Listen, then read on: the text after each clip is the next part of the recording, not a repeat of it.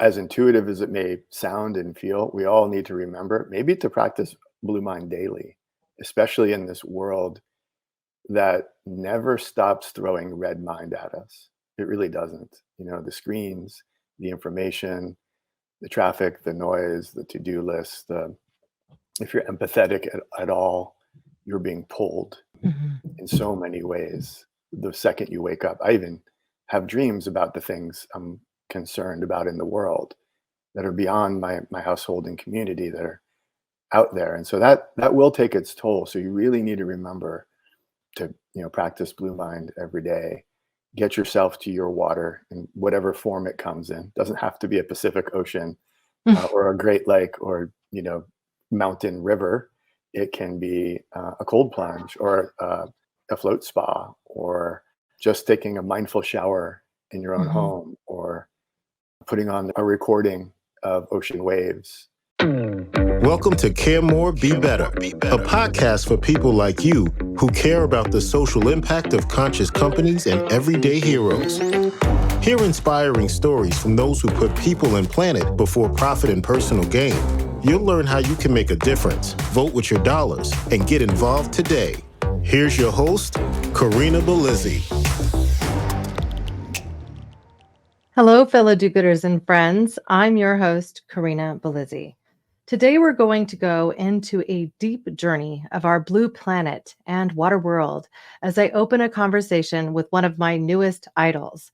I don't use this term lightly. It's just not often that I come across someone that so closely mirrors my view of the world and who has worked so diligently to bring their perspective into the world through their work, through their life, and the reach of the many individuals they would hope to inspire, myself included. It's my honor and privilege to introduce Dr. Wallace J. Nichols. He's a blue mind thinker, a marine biologist, and like me, a turtle nerd. He has been called a water warrior, one who commits to helping others across their blue mind state. His visionary ideas related to ocean and aquatic ecosystems, migratory species, marine protected areas, fisheries management, and plastic pollution inspire others to find a deeper connection with nature and embrace inventive approaches to issues that we really see ranging from protection of ocean life to global water supply issues to the mental health benefits of a life spent on, near, or in the water. Are you beginning to see how we align? Turtle nerd indeed.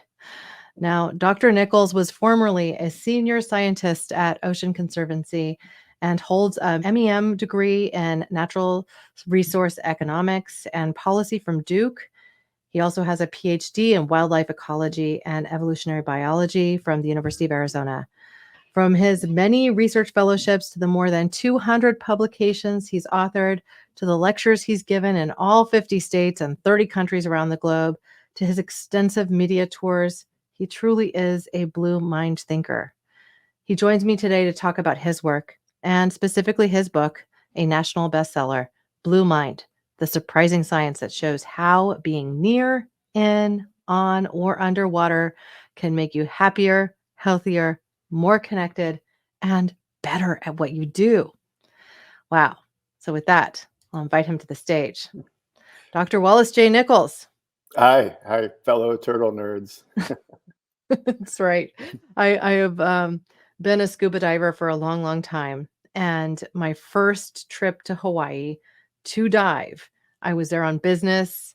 The sales rep I was working with had gifted me a dive with one of their friends who was a scuba master. We went on this dive, and my goal was like, I want to see a turtle. I want to see a turtle. I want to see a turtle. And I kept not seeing one, kept not seeing one. And this moment, I got entranced by one of the coral reefs, and I was just closely looking at this nudibranch I saw kind of nestled in the rock. And all of a sudden, I feel this tap on my shoulder, and I turn to the left, and it's a sea turtle. Oh, wow. And literally stayed with me for the entire dive. I was underwater for about 35 minutes, that stretch, and it just followed me around like it was a friend. And so I have a series of photos and with this sea turtle, my first that I ever really encountered underwater. It speaks to me to this day. I can understand that and have similar stories and have heard from our fellow turtle lovers of those kinds of encounters and the transformative aspect of that, which you have to do it to really understand. But the turtle taps you on the shoulder, you answer, right? I guess Right. that's what they And call them. so, yeah, it's every dive out to the ocean waters of islands. I tend to see them. It's almost like they gravitate to me. But I've also been diving for more than 20 years now, and I've seen some of their health collapse and like tumors and things like that coming out of them. And it's been an alarming adventure and also a really giving adventure along the way. And so I'm sure we'll dig into that a bit Yes, as we yes. connect. I really would love to start this conversation with you learning how you became a marine biologist of all things, because that was my goal in life when I was 6 years old. That's what I wanted to do. Well, it was mine too, and I just stuck with it, I guess. Maybe Mm, that's the thing. The doors kind of kept opening, but I think I came to my love of water for slightly different reasons than most marine biologists in that I felt better near the mm, water and in the water and under the water. And I not to say that life on land was terrible, but I was shy, an introvert, mhm, I am, and I stuttered. I've gotten over that. I was sort of curious and confused about my place in the universe, being adopted, had big questions about where I was from. But when I was in the water, I felt whole, kind of, and I felt mm. quiet and I felt at peace with myself. People don't ask you questions underwater that you have to stutter through to answer.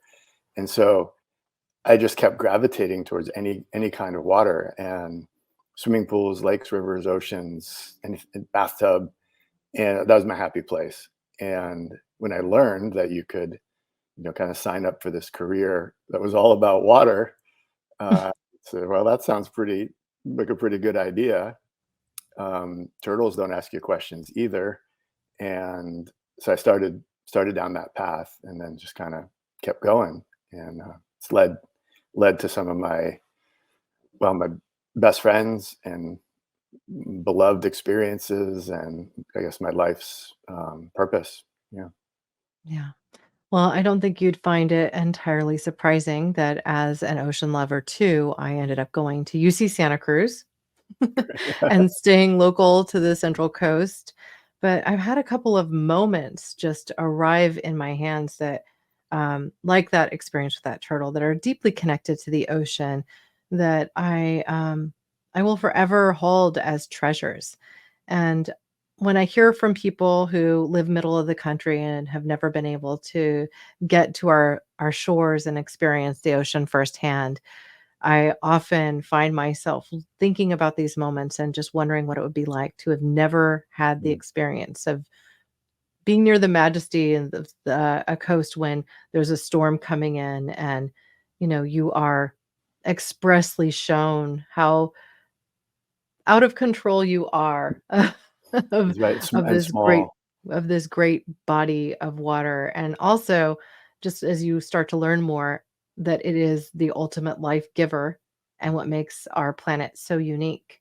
um yeah, I completely am in awe of your career trajectory, and also just have empathy for what led you there too, because I'm of a similar mind. Excellent. So talk to us about what the blue mind is. What is blue mind?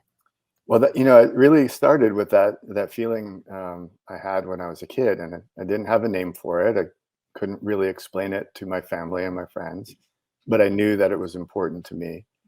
I didn't know if I was the only one who felt that way, but I knew that I needed to be around water, uh, therapeutically, I guess. Mhm. And fast forward, I'm being a marine biologist, doing my thing. It's going well, publishing articles and research papers on turtles, and being invited to conferences like Bioneers to speak about the ocean. And yeah, I started wondering what that pull really was that water has, and water in all of its forms. And I thought, well, if it's pulled me through my life, it's got to be pretty interesting. And I've met lots of other people who felt that way.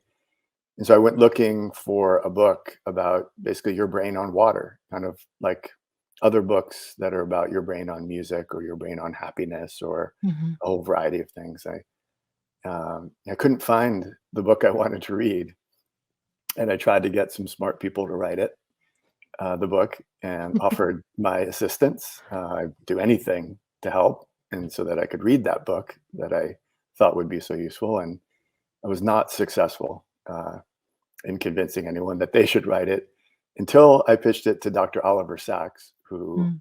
is one of my intellectual heroes. And it turns out he's a water lover, lifelong water lover, music lover, brilliant scientist and communicator and writer and thinker, a poet scientist. And he said at a book event in San Francisco, he said, "It's a fine idea. You do it." And I was really hoping he would say, "It's a fine idea. I'll do it," himself.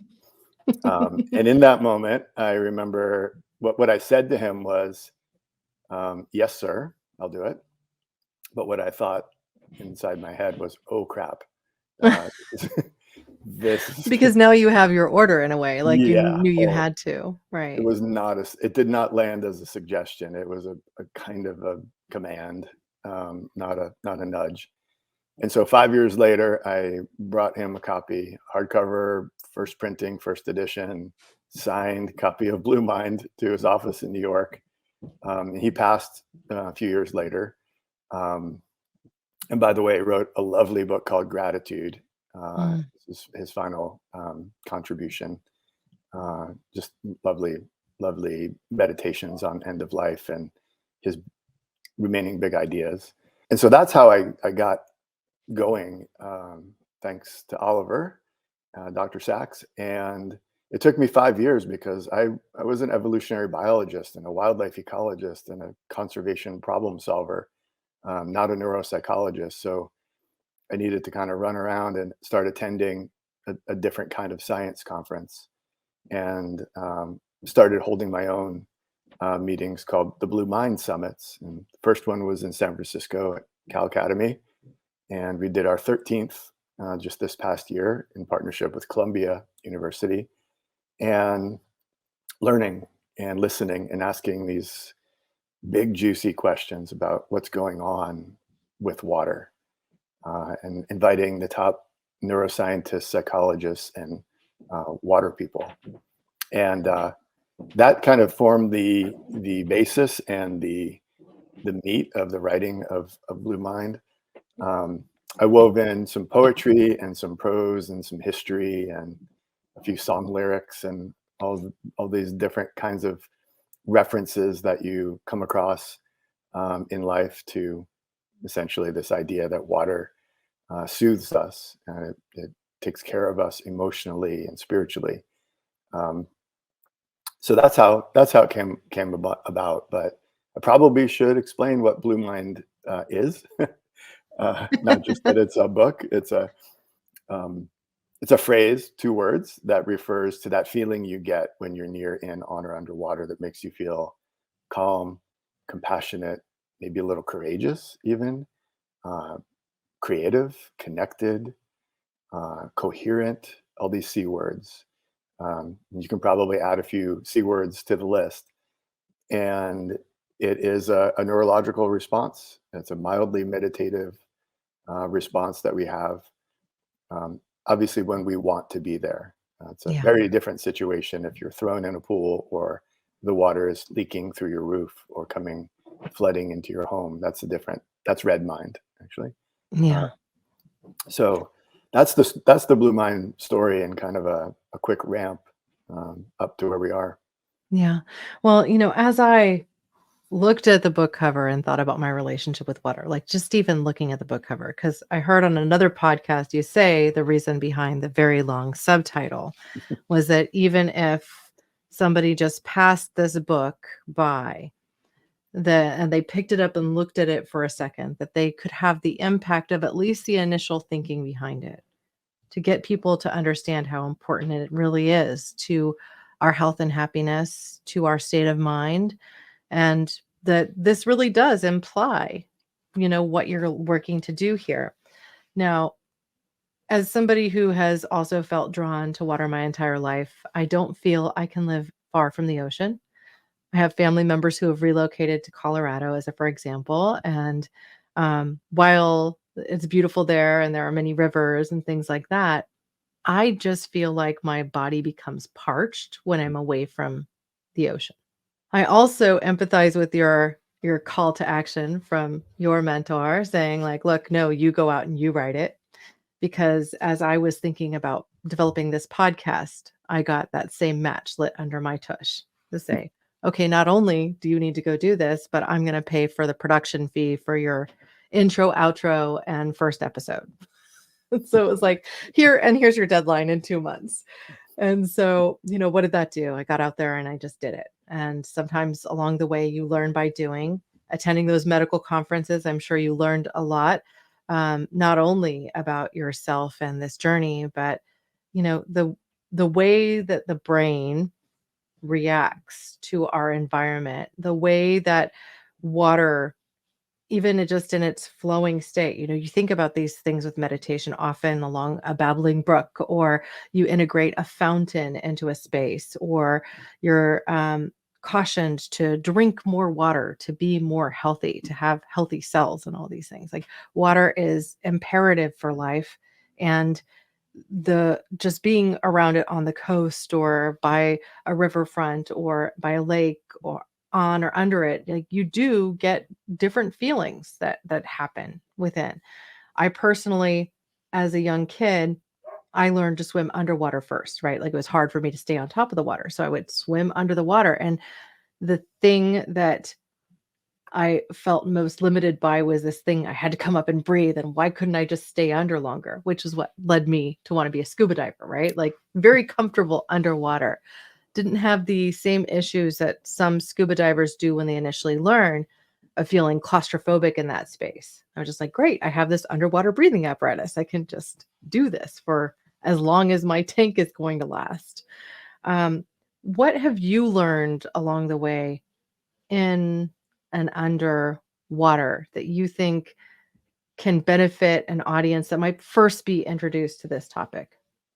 Well, there will be people who are listening who will think, okay, that's just so obvious and intuitive, and I've felt that my whole life. And there will be people who are listening who will say, huh, that's kind of, I think I need to do more water stuff. Um, and then there are the people who know it, but haven't gotten wet in a while or haven't gone to the water in a while, who need the nudge. And I do too. I wrote this book, and I say during the pandemic and during the wildfires, I needed to be reminded to take better care of myself and to get out of my red mind and gray mind, which is burnout, and practice this blue mind thing. I wrote a book about it, but I still needed the reminder. So as universal of an idea as this is, and I point out that the concept of blue mind has been around since the beginning of recorded human history. Every culture, every sacred text, every spiritual tradition talks about water not just as for hydration and hygiene, but for to soothe our souls, and or some other words are used across all traditions. So I think, as intuitive as it may sound and feel, we all need to remember maybe to practice blue mind daily, especially in this world that never stops throwing red mind at us. It really doesn't. The screens, the information, the traffic, the noise, the to-do list, if you're empathetic at all, you're being pulled Mhm. in so many ways. The second you wake up, I even have dreams about the things I'm concerned about in the world that are beyond my household and community, that are out there. And so that will take its toll. So you really need to remember to practice blue mind every day. Get yourself to your water in whatever form it comes in. Doesn't have to be a Pacific Ocean or a Great Lake or mountain river. It can be a cold plunge or a float spa, or just taking a mindful shower in your own Hmm. home, or putting on a recording of ocean waves, that ideally that you made when you were at the ocean. Those are the best recordings, the ones you make yourself, or reading some Mary Oliver poetry about water, or Pablo Neruda about the ocean, two of my favorites. That will all help you get into a blue mind state every day. Um, so I guess simple question that you asked, a long answer, but what I've learned is that whether we understand this concept or not, we all need to practice it more, and we need reminders, and we need friends who will say, hey, let's go. Hey, let's Yeah. go for a dive. Let's go for a walk to the water. Let's go for a swim. Let's go for a soak. Um, and just, checking in with each other, because, you know, we all know someone who's really stuck right now, like super stuck. We know their name. We know where they live. We probably know their couch that they're glued to. And it's a crisis, really. Young people, adults, all ages. So practice Blue Mind daily. Remind yourself and take somebody with you is kind of the message for 2024.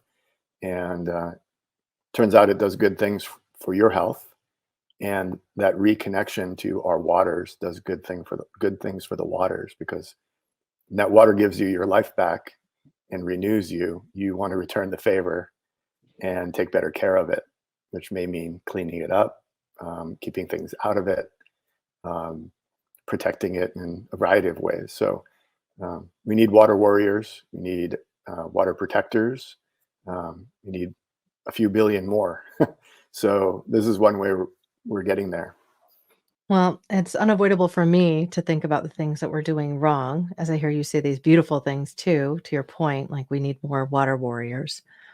I invited on this podcast a few months back Simon Setra, who wrote this book called The New Fish, which was originally produced in Norwegian, but Yvonne Chouinard of Patagonia felt it was so important that he introduced it to Patagonia Press and had it translated into English, talking about how we are farming salmon in open net pens and the dramatically terrible things that that does to the water and the ecosystems. I know that you're an advocate for doing these things more smartly Absolutely. and perhaps, letting our oceans rest, as you are an advocate for really these great open spaces and allowing more of our productive oceans to recover.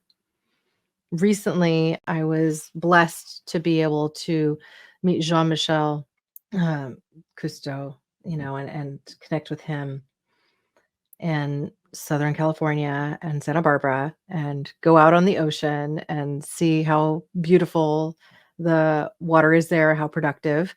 But that doesn't come without some pretty significant protections in place. Yeah, that's right. And without significant protections in place, then we have waters that are reducing in their productivity and acidity that continues to climb, and things like global warming, which we're all pretty aware of becoming worsening issues.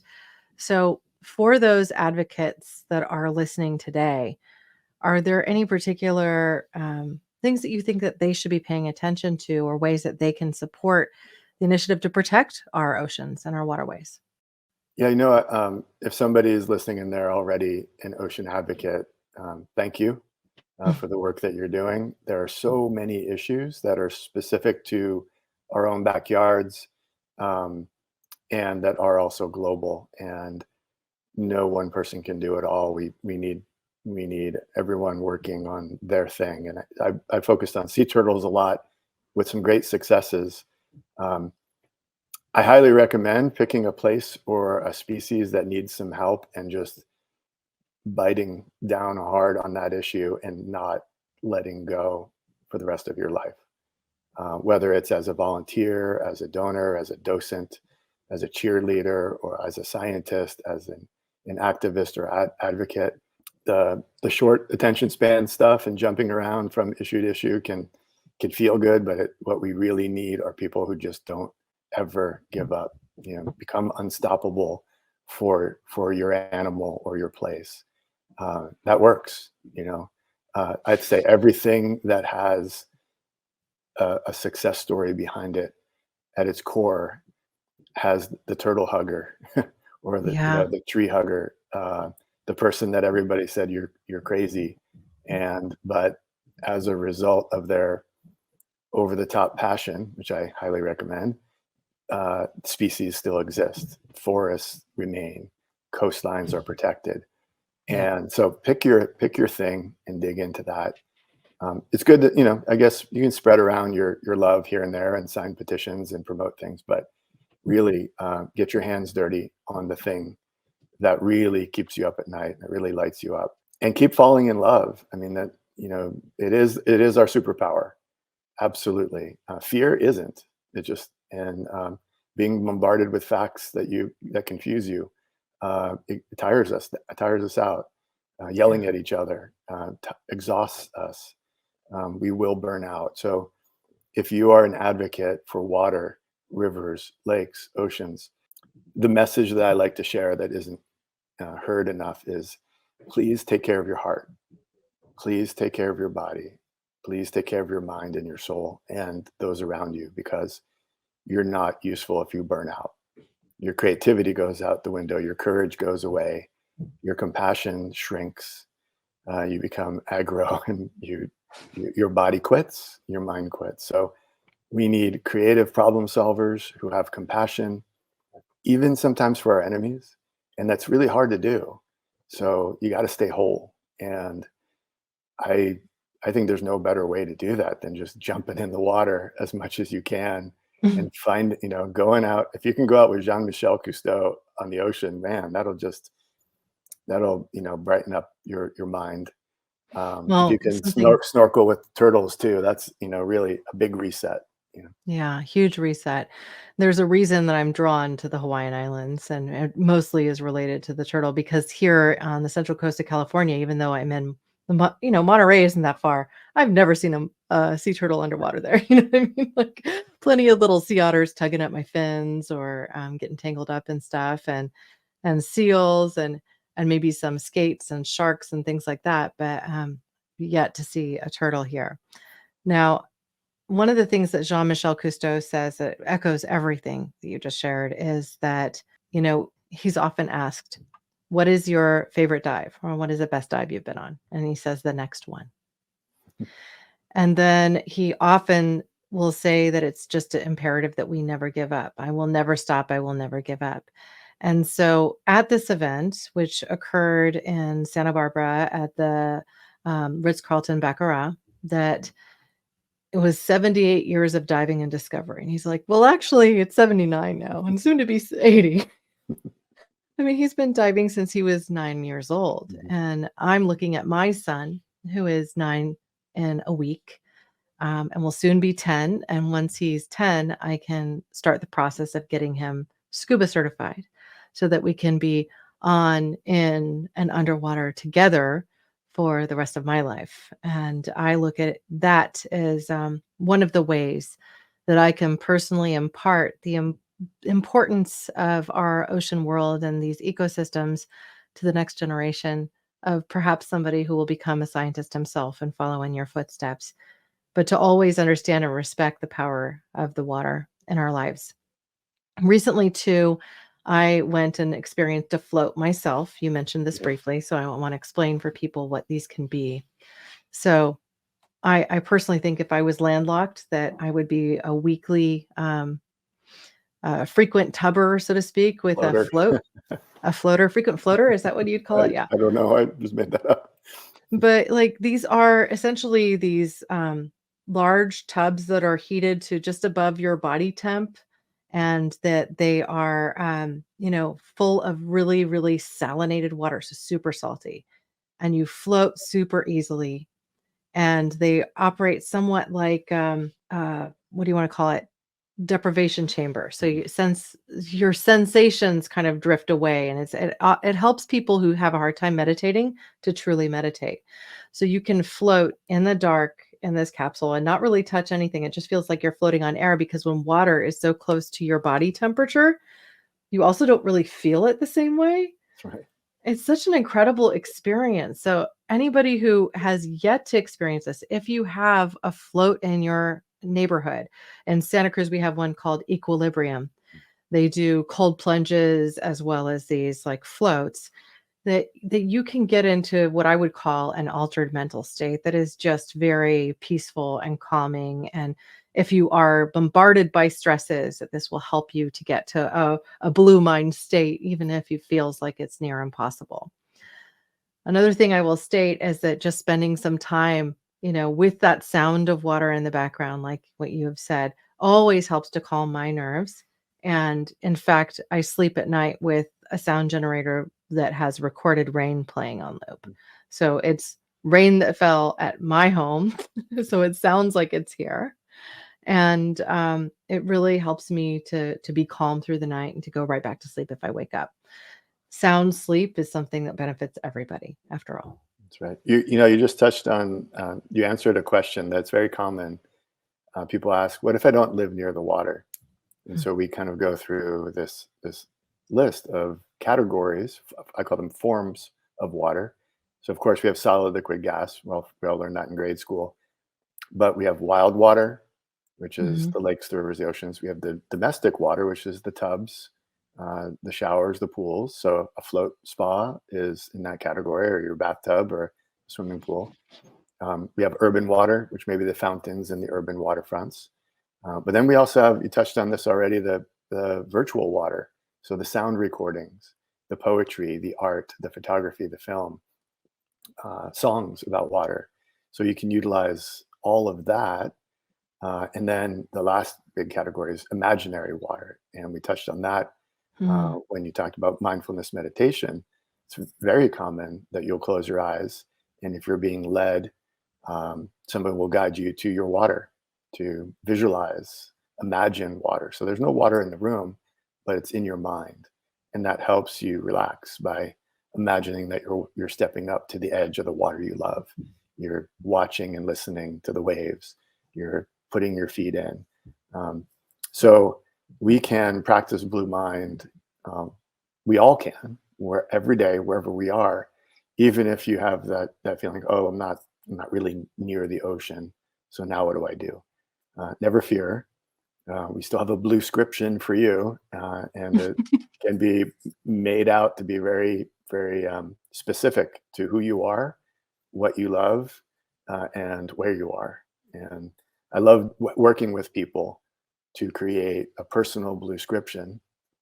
And I say, stick it on your refrigerator, and 23 minutes a day, the research suggests, at least 5 days a week of Blue Mind, and get back to me if it doesn't work wonders.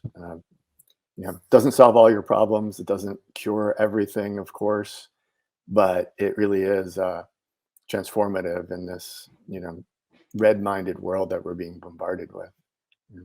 So you mentioned 23 minutes a day, and sometimes people have a hard time finding 5. So what do you do to help people who are perhaps that ultra busy, help them make time for that 23 minutes? Well, if you put it together, if you say, okay, you're going to take a shower or a bath maybe a few times a week or more. So utilize that time mindfully. So that counts. You may have a water sound that helps you go to sleep. That counts. You may walk to work, take a little longer and walk by the water and just pause. If you have a meeting, why not hold your meeting by a fountain? So there are many ways that we can integrate Blue Mind into our day and get our 23 minutes in by just slightly nudging what we already do. And I say 23 minutes. That the research actually says 20 minutes, but 23 just is a little bit weird and helps it stick in your mind. Yeah, and the 23rd letter of the alphabet is W for water. Makes it a little stickier. Well, that's full circle. And you shouldn't ever just feel bad if you don't reach your 23-minute goal. But 23 minutes, 5 days a week for a year is 100 hours. If I tell my kids, how many minutes a day do you do TikTok or Snapchat or Instagram? It's sometimes more than 23. So borrow some of those minutes.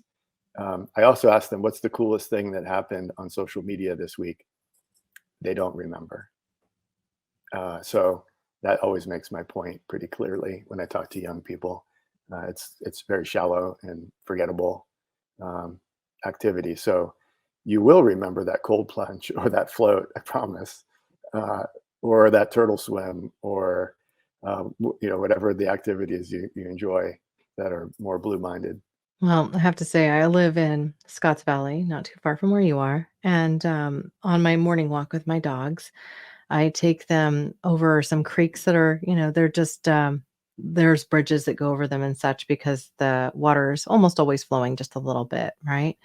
And even just pausing there as I'm crossing the bridge, that's something. But I have what I call my little meditation spot. And every day as I make this loop, which goes up by 1440 Multiversity, which I think you should absolutely have one of your Blue Mind summits there, frankly. I agree. Um, Selfishly, I want it to be there, but they have some beautiful fountains, water features, and it's in the redwoods. And so I kind of walk up around this loop and I stop by this natural creek that's almost always flowing. I put my hand on one of the redwoods there and I just like look up and say thank you. And I'm thanking just nature around me as part of my practice of daily gratitude. Because without all of this, there would be none of that, none of this life. And so that's just my kind of brief moment among it. But I think I probably hit 23 minutes before 9 a.m. every day. Right. So, again, as somebody who's probably centered around water, it's like breathing. I can't not do it. Right.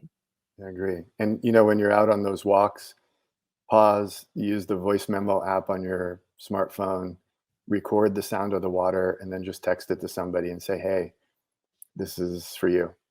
I Well, this recorded feels like this." a natural moment to mention your blue gift that you sent Oh, to yes. me and which Right. is mentioned and towards the end of your book. So let's talk about paying forward this blue mind with a million blue marbles. Yeah, this is over a decade ago, prior to the publication of Blue Mind, but I was uh, hit really hard with all the bad ocean news. And Mm, every ocean lecture I went to, and even the ones I was giving, just seemed so full of fear and guilt and dread and doom and gloom. And at the end of them, we all just, even those of us who were signed up to do this, for life, we all felt just deflated, mhm. hopeless. And I recognized that among my peers and certainly in myself. And I was giving a talk at the New England Aquarium in their big IMAX theater. And I thought, I can't do that again. I can't just fill a six-story screen with bad news. Yeah. So I was thinking about it, and a friend of mine went out to the local toy store and got all their blue marbles and brought them back to the aquarium. And so they look like this. They're just recycled glass. There's a tiny bit of color in there to obviously make them this color. And I gave them out to everybody who was coming into the lecture. And I wasn't really sure where this thing was going, but by the end of the lecture, it had, in the back of my mind, I had formulated a little story.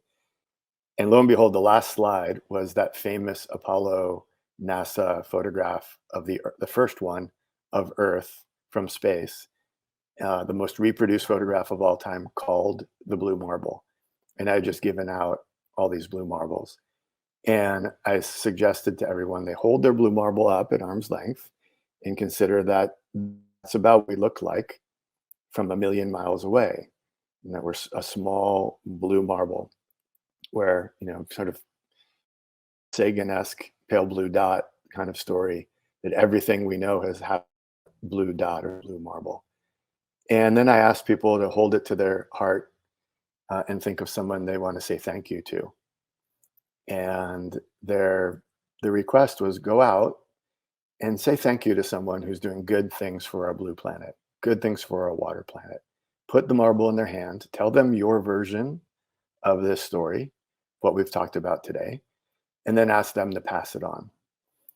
And the feedback I got from that lecture was not only positive, resoundingly positive, and interested and buoyant and optimistic. And it really was very different than the gloom and doom vibe that a lot of the other experiences were feeling like. And so I did it again at the next time I spoke, and again until we had given out 1 million blue marbles. People bought their own blue marbles and gave them out at their weddings and memorial services and bar mitzvahs and um, other events. So it just kind of started to go off into its own viral, I guess. Um, but I call it it's an analog social media, right? So it's not a digital app. There's nothing inside there that tracks you. You don't have to upload your phone number or your email address. It's just person to person. These are kind of beautiful to look at and to look through. Really, it's kind of interesting when you look at a light through your marble. Um, it's a lesson in a marble, and I remind people if that were seawater, it would have literally millions of organisms in it, and virtually every known element in the universe in that much seawater. That's astounding. That's just kind of mind-blowing when you think of the entire ocean and all the lakes and the rivers full of that much life, just reverberating all the time, full of life. And that's just the little stuff. Um, so the blue marble has become the kind of the iconic symbol of blue mind, and they just get passed from person to person. There's no way to know how many people have touched a blue marble, but I can say Jane Goodall has received them. Nina Simons has received probably several. Paul Hawkins received blue marbles, Sylvia Earle, the Dalai Lama, and even the Pope. James Cameron got one, and he took it on his deep ocean dive. All of the Cousteaus are running around with marbles, I'm sure. And then we put the marble on the spine of the book so that when it's on the shelf, it's easy to find if you don't have your glasses on. And then the last chapter of the book explains kind of a longer version of what I just said. And it's fun, and it's playful, and it's full of gratitude. And it's a pay it forward, heartfelt gesture that sometimes surprises people. If you walk up to someone and you give them one of those marbles, and they're not expecting it, you could make their day. You could make their month. Might be the nicest thing that has happened this year. And it just does that. So we know how powerful gratitude is. The neuroscience of gratitude is a thing. You can Google that now if you haven't read about it. And the neuroscience of happiness and optimism. And so I don't bury my head or my hands in and hide from the challenges and the bad news, and we've discussed some of it. But I do recognize what works for me, and being sad and burnt out is not me at my best. I need to be spreading optimism, solutions, things that work, playful joy, the sense of peace and freedom that we get from a healthy ocean. And the more we see the healing benefits of healthy waters for our veterans and our first responders, our teachers, the people who go to work on our behalf every day to really try to solve problems, fellow environmentalists, journalists, we see them healing themselves. That creates a very regenerative feedback loop, I think. They become water and ocean advocates because they've felt it. They've experienced the healing. People really on the edge for a variety of reasons get on a surfboard in Santa Cruz with groups like Operation Surf and get off the surfboard and say, I want to live. I want to fight for that ocean, and I want to take other people to the ocean with me. That's how you build a blue movement, not just by scaring people. Fear is a motivator. It's a really good motivator, but it will burn you out, and you can't run fast very far. So that's the blue marble story. That's kind of why I always have one or two, sometimes five in my pocket. So I can pass them on, and when I'm walking in the park or at a beach or even in a grocery store and I see someone brought their own bag, I'll just say, hey, right on, fist bump, here's a blue marble. And their eyes light up, and sometimes they say, tell me more about this. And we have a heart-to-heart chat, and it's always good. I've never had anybody get mad about giving them a blue marble. Well, it's a beautiful story. And I think it's a great way to get kids involved too, because to them, I mean, what kid doesn't want some marbles to play with? Right. And so propelling that message forward in a fun, thought provoking, and conversation starting way is something that's just genius. Thank you for doing that. I will say too that it is incredibly hard to stay motivated some days when you read the latest report of, permafrost melting and damaging a riverbed, or, hey, we didn't get to shut down this dam and instead they're starting a new project around it, or whatever that thing is. The latest report from the IPCC, and then seeing like ocean acidity climbing. It's easy to get to a point where it just feels like, well, what's the point if you let it? And the only way out of that is by staying a little optimistic and keeping your mind on the solutions too. I have sometimes wondered, like, this podcast is called Care More, Be Better. Like, it's an invitation to care more about an issue so we can create a better world. And as I'm reading some of the science, sometimes I'm like, I almost want to rename it as a joke, care less, do worse, or care less, be worse, and just do like an April Fool's thing and make this like really angry podcast episode about how terrible everything is. But then that's anathema to the purpose. And so I find myself just kind of going back. It's like, no, I obviously am just having a bad moment or a bad day. I need to recenter myself, and I need to get more optimistic, and I need to stop reading all the bad news. Maybe I need to today I'm going to go look for good news. And sometimes it can even be surprising where that comes from. Yesterday I learned that one of my friends was going to a symposium in San Francisco all about the zebrafish. And I'm just like, well, wow, I didn't know about this. What can I learn? And so it led me down a rabbit hole that was actually intriguing and thought-provoking and insightful and kind of optimistic. So, why not? Love that. Yeah, it's not over yet, and the ocean is amazing today.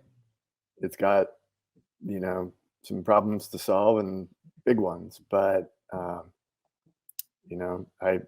I've worked on studying and protecting the Black Sea turtle for 3 decades, and it is doing better today than it was 3 decades ago. And we should celebrate those wins. Obviously, just lean back and stop, but and then study them. Like, what worked? How did it work? But too often we go right back to everything that's wrong and don't glean the lessons from what worked. And so that's a challenge to, reconfigure the way we educate people who are going to do this kind of work, and how we communicate. Mhm. And then it draws more people in when you start with a success story, and then you say, now let's apply this to this crisis, or Mhm. this extinction challenge. Let's look at this success story and try to apply it here.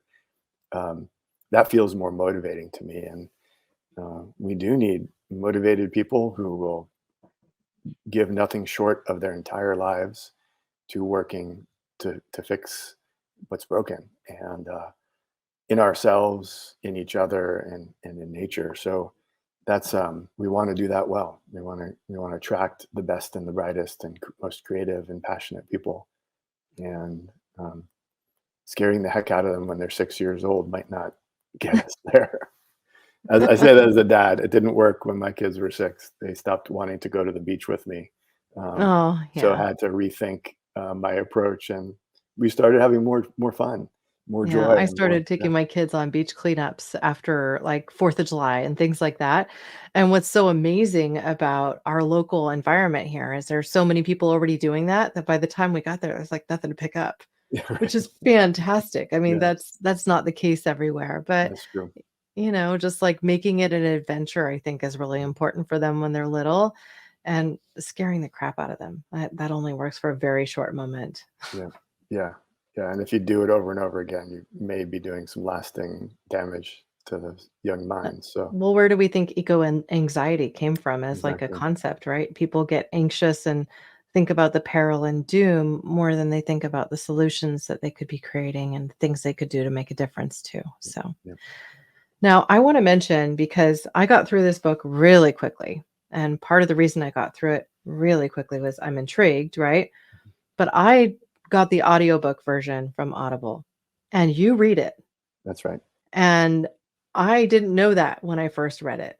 I mean, listened, Listen. right? Yeah. I heard the intro by the granddaughter of Jacques Cousteau, and I was like, wow, this woman is really intriguing. She's telling a great story.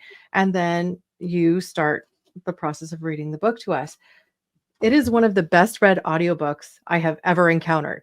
Oh, And wow. so I'm just saying kudos to you because Thank you. I read a ton of audiobooks. I'm a Yeah. podcaster, I'm an audiophile, and there are a few out there that are just a joy to get through. And it's like, you just don't want it to end. And that's how I felt about your book.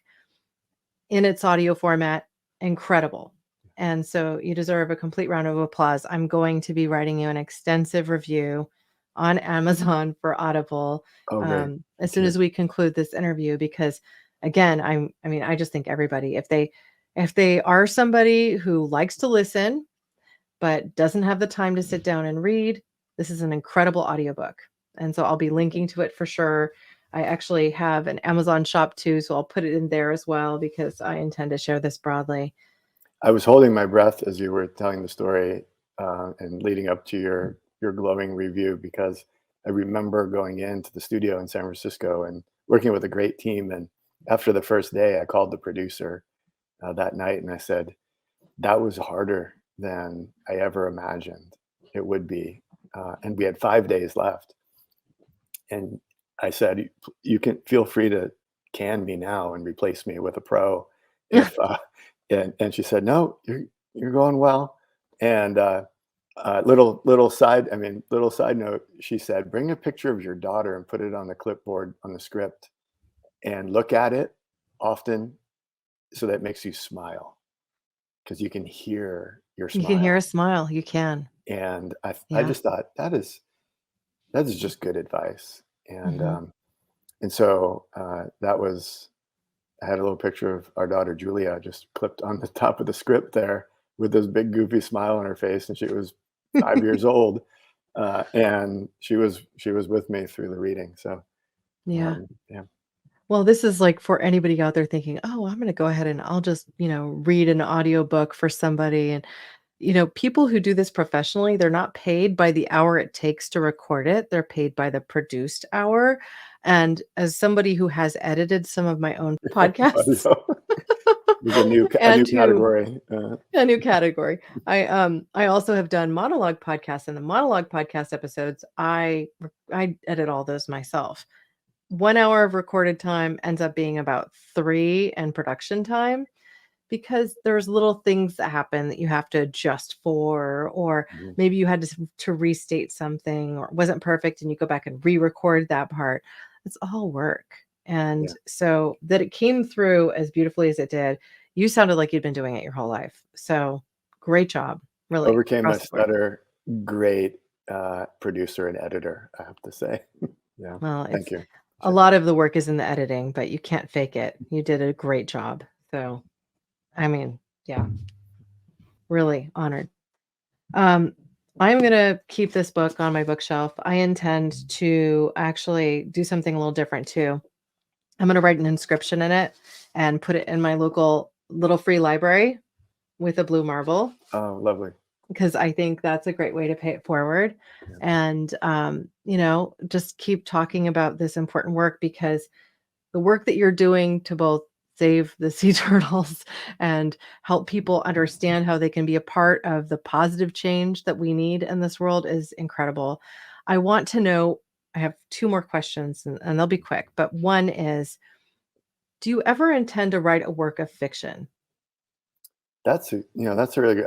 I've thought about how would Blue Mind show up in fiction, and I because that reaches generally reaches more people, and so I've thought about that a bit, and the Santa Cruz-based scientist who does her research on neuroscience and water and finds these things that maybe conflict with the pharmaceutical industry, and then it gets really kind of nutty there, and there's some kind of love interest or some that might be a fun way to weave it in.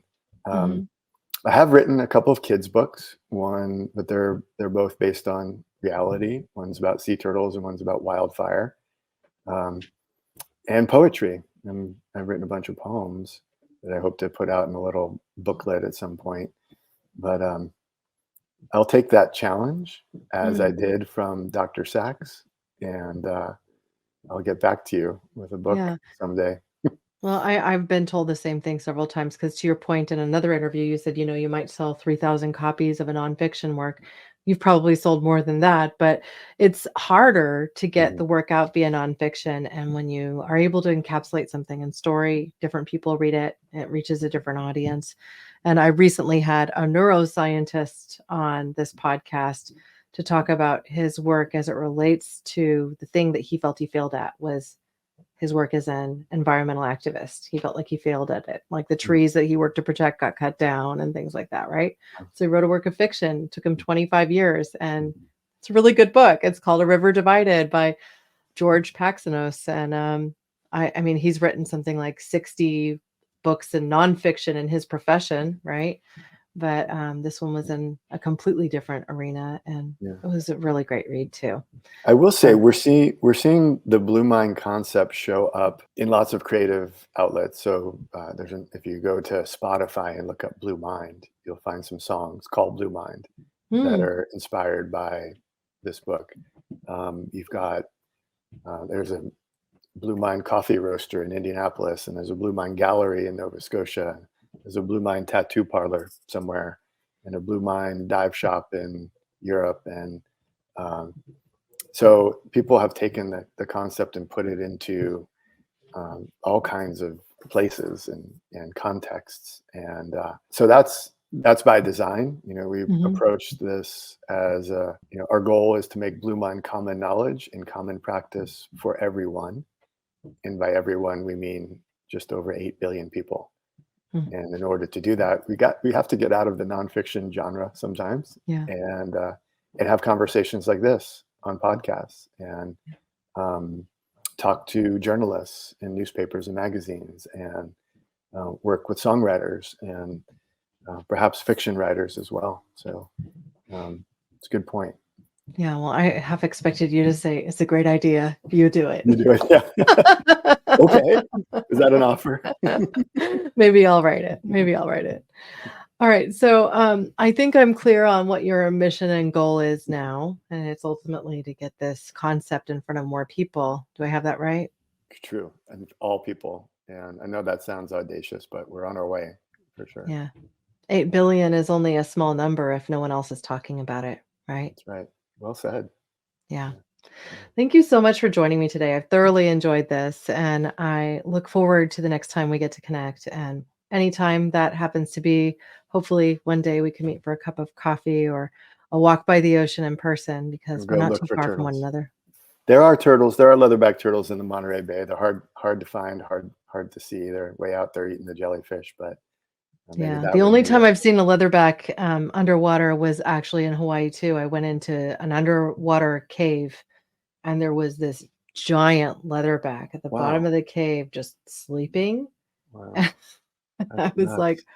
oh my God, like just huge. That's the only time I've seen one underwater because I think they can hold their breath for a long, long time. They sure can. Mhm. Wow. Well, we'll have to do another podcast that's all turtles. So Turtles all the way down. yes, Yes, some point soon. Thank you so much for joining me today. oh, my pleasure. Thank you for inviting me. To learn more about Dr. Wallace J. Nichols and his work, please go to his Patreon page where you can make a contribution on a monthly basis if you so choose. That is www.patreon.com/Wallace J. Nichols. I will be sure to include direct links to everywhere you can find him active with show notes, including a direct link, of course, to his book, Blue Mind, and also those children's books that he mentioned. Now, as always, for my complete and expanded blog, which includes transcripts, links to everything we discussed today, including interviews with past guests that I think you would enjoy, including that deep dive with Simon Setra, with whom I discussed the reality of salmon farming off the coast of Norway, or Stephen Hawley, when we talked about the perils of dams and the things that we can all do to help with ecosystem return in the Pacific Northwest, or even that interview with Nina Simons of Bioneers, as we discussed her book, Nature, Culture, and the Sacred. Visit our blog page for this episode on caremorebebetter.com for all of that and more. It will also be linked with show notes to make it easy for you to find your way there. Now, if you enjoyed today's episode, I hope that you'll do two things. One, share it with a friend. Perhaps you'll get a blue marble and pass it on to them. Or you can also subscribe, write me a review, give us a 5-star rating. All of that helps this podcast to reach more people. Not only will you be alerted to the next time we release an episode, but you'll also help us on our mission to bring more great conversations like the one we had today to the forefront.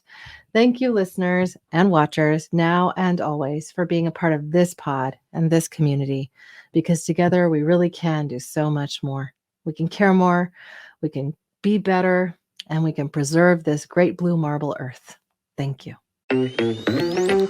Thanks for listening to Care More, Be Better, a podcast for social good. To make sure you never miss an episode, subscribe, rate, and review wherever you listen to podcasts, and share with your friends to help us reach more people and spread more social good.